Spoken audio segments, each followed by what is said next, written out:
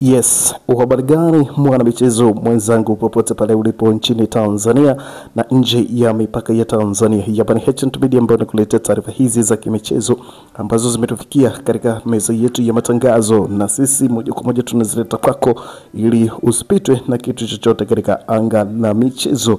Bana, kuna moja kati ya taarifa ambayo inazidi kutembea sana katika mitandao ya kijamii kuhusiana na ujio wa striker katika klabu ya Young Africans mara baada kwa kwepo washambuliaji wawili katika klabu hiyo ya Young Africans, Ande Bombwe Boyeli pamoja na Prince Mpumelelo Dube kutofanya vizuri na kutokuwa na mwenendo mzuri. Kocha wa klabu hiyo Pedro Gonçalves amekuwa akitafuta huku na huku kuweza kupata mshambuliaji mmoja ambaye atakuja kutumika katika klabu ya Young Africans na kufikisha malengo yao, hasa kutinga katika hatua ya robo finali ligi ya mabingwa barani Afrika, kitu ambacho ni ndoto ya kocha Pedro Gonçalves ambaye yupo katika klabu hiyo ya Young Africans.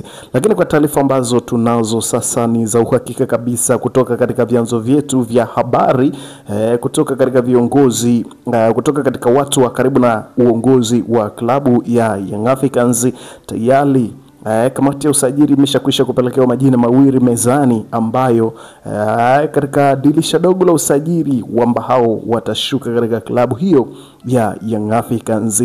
Majina haya tunayo hapa na tunajua wanatoka katika mataifa gani na wanacheza katika vilabu gani na nafasi gani. Uwezo skills vyote tunavyo hapa tumekukusanyia ili uweze kuenjoy taarifa ambayo tumeiandaa kwa ajili yako kwa siku ya leo. Lakini kabla hatujaitazama taarifa hii kwa undani kabisa, nikukaribishe kwa mara nyingine. Karibu, na kama ni mara yako ya kwanza unajiunga nasi hapa, nikwambie kwamba umepitwa na taarifa zetu nyingi sana. Ili sasa usiendelee kupitwa na taarifa zetu, hakikisha kwamba unabonyeza maandishi ambayo yameandikwa subscribe hapo chini ya video, lakini pia usisahau kubonyeza alama ya kengele itakayojitokeza pembeni hapo. Kwa kufanya hivyo kutakufanya wewe uwe wa kwanza kupata taarifa zetu tunazokuletea kila siku hapa katika channel yako pendwa ya H&T Media ambayo inakuletea taarifa hizi za kimichezo.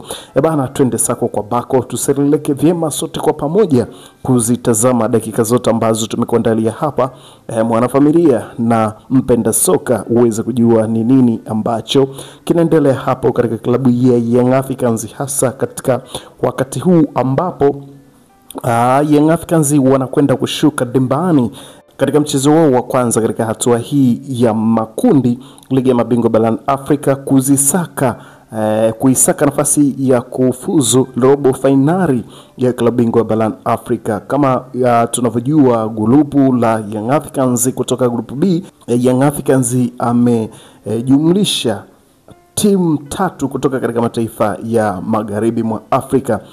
Tukizungumzia National Ahli ambaye pia ni Giant, lakini pia ni timu ambayo ina experience kubwa ya kuchukua kombe katika mashindano hayo ambayo wanashindania kwa maana ya kombe la mabingwa barani Afrika. Ni timu ambayo imeshachukua mara nyingi na kujiwekea mazoea ya kwamba wao ndio watawala wa kombe hilo.